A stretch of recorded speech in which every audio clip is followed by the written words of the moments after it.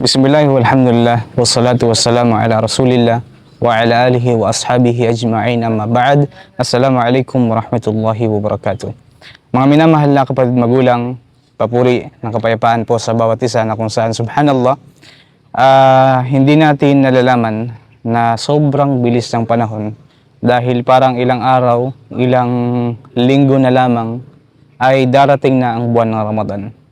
Para bang hindi ko, kahit ako na-feel ko na para bang last weeks, last months lang, few months ago, gumagawa tayo ng mga video, mga program about sa Ramadan. Ngayon, bagong Ramadan na naman, 2026 na taon na ito, ang ating gagawan ng ilang mga programa na naman muli, mga minamahal na kapatid magulang. At inshallah ta'ala, gusto ko lang magbigay ng konting paalala, of course, encouragement upang maramdaman ng bawat isa na ang Ramadan ay papalapit na ang Ramadan ay nandyan na, nasa pintuan na natin, papalapit na kung saan dapat natin itong paghandaan. Of course, pag sinasabi natin na paghandaan natin ng buwan ng Ramadan, hindi lang ito basta paghahanda na mag-i-stock ka ng mga pagkain mo sa yung loob ng ref, paghahanda ng bahay, paghahanda ng ganito, ganyan, mga physical na ganyan. Bagkus ang Ramadan, mga minamahal na kapatid magulang, ito ay Ramadan o madrasa. Kaya nga sinasabi na ito ay pag-aaral. Kaya kapag sinasabi natin na ang Ramadan ay pag-aaral o dapat natin itong paghandaan, hindi lang ito basta patungkol sa mga pagkain. Ito rin ho ay patungkol sa ating mga puso. O maski physical, kailangan din natin paghandaan ng Ramadan. Subhanallah, mga minamahal na kapatid magulang. Isa sa mga in-encourage ko na paghandaan natin, mga minamahal na kapatid magulang, ang Ramadan sa mga pamamaraan na kung saan maaring gawin na natin yung mga sunnah na pag-fasting sa mga buwan na ito. Every Monday tsaka Thursday, pwede tayo mag-fasting dito. Ito ho ay sunnah. Ang katuruan ni Propeta Muhammad sallallahu alaihi wasallam, ayyamul bid, no? Mga minamahal na magulang na kung saan may ensayo na tayo. Okay? Na gawin natin ang mga ibada sa buwan ng Ramadan. At bukod pa doon, simulan na natin magbasa ng Quran, magparami ng pagbabasa ng Quran.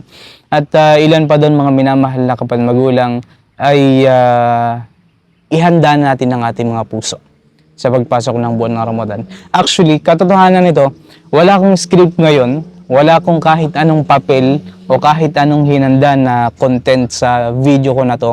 Nung in-start natin i-record ang video na ito, naisip ko lang na, wallahi, kailangan natin ng reminder patungkol sa Ramadan. Kailangan natin mapaalalahanan ang mga kapatid natin sa buwan ng Ramadan.